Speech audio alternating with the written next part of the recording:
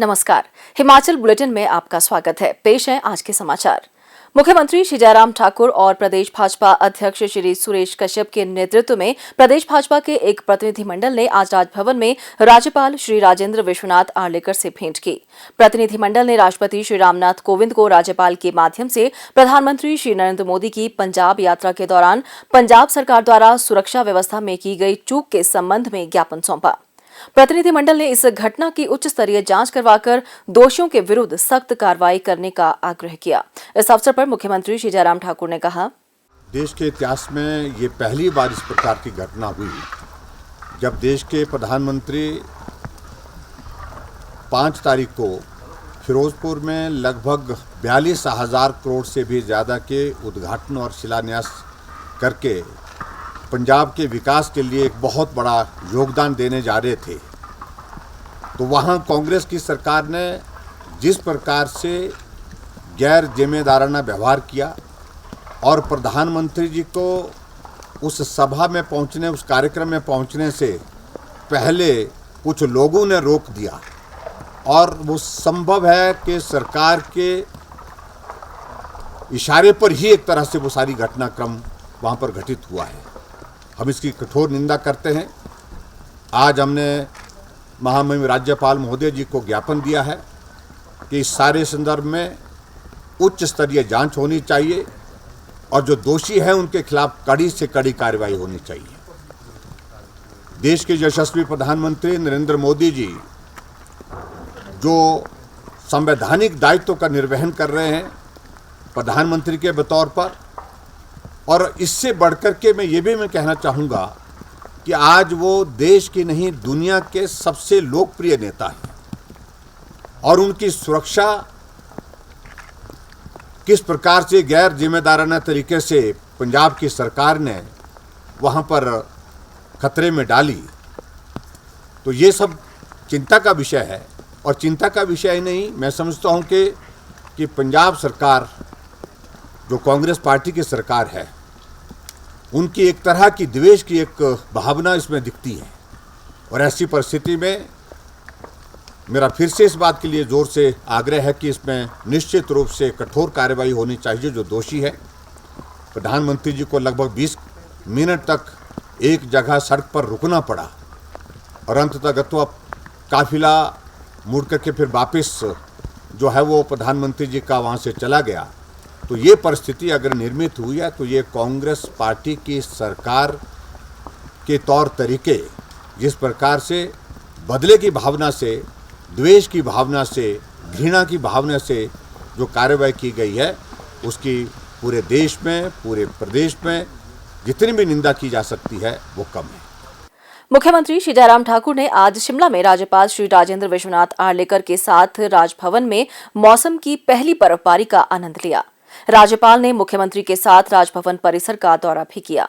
मुख्यमंत्री ने बर्फबारी के संबंध में राज्यपाल के साथ अपने अनुभवों को साझा किया। उन्होंने किसानों और बागवानों के लिए बर्फबारी की उपयोगिता से भी अवगत करवाया। मुख्यमंत्री ने कहा कि बर्फबारी गर्मियों के दौरान शिमला क्षेत्र में होने वाली पानी की कमी से निपटने में भी सहायक होती है। उन्होंने कहा कि भारी बर्फबारी से निपटने के लिए प्रशासन पूरी तरह से तैयार है और स्थानीय लोगों को हिमपात से होने वाली कठिनाइयों से राहत प्रदान करने के लिए सड़क, बिजली, पानी जैसी बुनियादी सुविधाओं के प्रबंधन के लिए व्यापक व्यवस्था की गई है। सरकार के प्रवक्ता ने आज जानकारी दी कि राज्य में कोविड-19 के मामलों में वृद्धि के दृष्टिगत मुख्यमंत्री के सभी निर्धारित कार्यक्रम इस महीने की 15 तारीख तक स्थगित कर दिए गए हैं। उन्होंने कहा कि मुख्यमंत्री के 10 जनवरी को सुलह निर्वाचन क्षेत्र और 11 व 12 जनवरी को बड़सर, हमीरपुर व नादौन निर्वाचन क्षेत्रों में होने वाले कार्यक्रमों को भी रद्द कर दिया गया है। प्रवक्ता ने कहा कि इन सभी कार्यक्रमों को शीघ्र पुनर्निर्धारित किया जाएगा। मुख्यमंत्री श्री जयराम ठाकुर ने शिमला से हिमाचली प्रवासी ग्लोबल एसोसिएशन द्वारा आयोजित प्रवासी भारतीय दिवस के अवसर पर भारतीयों को वर्चुअल माध्यम से संबोधित किया। इस अवसर पर उन्होंने हिमाचल प्रदेश की समृद्ध संस्कृति और परंपरा को प्रभावी ढंग से संरक्षित करने के लिए विश्व के विभिन्न भागों में रहने वाले हिमाचलियों की सराहना की। श्री जयराम ठाकुर ने कहा कि प्रवासी भारतीय दिवस प्रवासी भारतीय समुदाय को समर्पित दिन है। उन्होंने प्रवासी हिमाचलियों से राज्य में निवेश करके प्रदेश के विकास में भागीदार बनने का भी आग्रह किया। उन्होंने कहा कि हिमाचल प्रदेश के लोगों ने अपनी मेहनत और लगन से दुनिया के विभिन्न हिस्सों में अपना एक विशेष स्थान बनाया है। उन्होंने कहा कि हिमाचल प्रदेश ने एक छोटा राज्य होते हुए भी देश के बड़े राज्यों को विकास के विभिन्न क्षेत्रों में रास्ता दिखाया है। उन्होंने कहा कि राज्य सरकार ने प्रदेश में निजी निवेश को आकर्षित करने के लिए ग्लोबल इन्वेस्टर्स मीट का आयोजन किया है। उन्होंने कहा कि ग्लोबल इन्वेस्टर्स मीट के बाद आयोजित 2 ग्राउंड ब्रेकिंग सेरेमनी में लगभग 42,000 करोड़ रुपए की परियोजनाओं की ग्राउंड ब्रेकिंग में सफल रही है, जो इस आयोजन की सफलता का प्रमाण है। मुख्यमंत्री ने कहा कि यह कार्यक्रम प्रवासी भारतीयों के मध्य सांस्कृतिक आदान प्रदान के लिए मील का पत्थर साबित होगा। उन्होंने कहा कि हिमाचली प्रवासी और विभिन्न प्रवासी संघों ने दुनिया के विभिन्न हिस्सों में हिमाचली संस्कृति के प्रचार प्रसार में महत्वपूर्ण भूमिका निभाई है। श्री जयराम ठाकुर ने कहा कि यह वेबिनार विदेशों में रह रहे हिमाचलियों के ज्ञान, विशेषज्ञता और कौशल को समृद्ध करने के लिए एक साझा मंच प्रदान करेगा। उन्होंने कोविड-19 महामारी के दौरान हिमाचली लोगों के योगदान की भी सराहना की। आज के दिन जो हमारा एक स्पेशल डे है, 9 जनवरी का ये, जिसको हम प्रवासी भारतीय दिवस के रूप में मनाते हैं, और हिमाचल के लोग पूरे देश भर में हैं, तो इसलिए हिमाचली प्रवासी ग्लोबल एसोसिएशन जो एक प्लेटफॉर्म आप लोगों ने इस प्रकार से बना करके आज के इस कार्यक्रम के आयोजन, और उसके साथ साथ में आपस में मिल करके हम कैसे रह सकते हैं, जुड़ करके कैसे कनेक्ट कैसे रह सकते हैं पूरे देश भर में।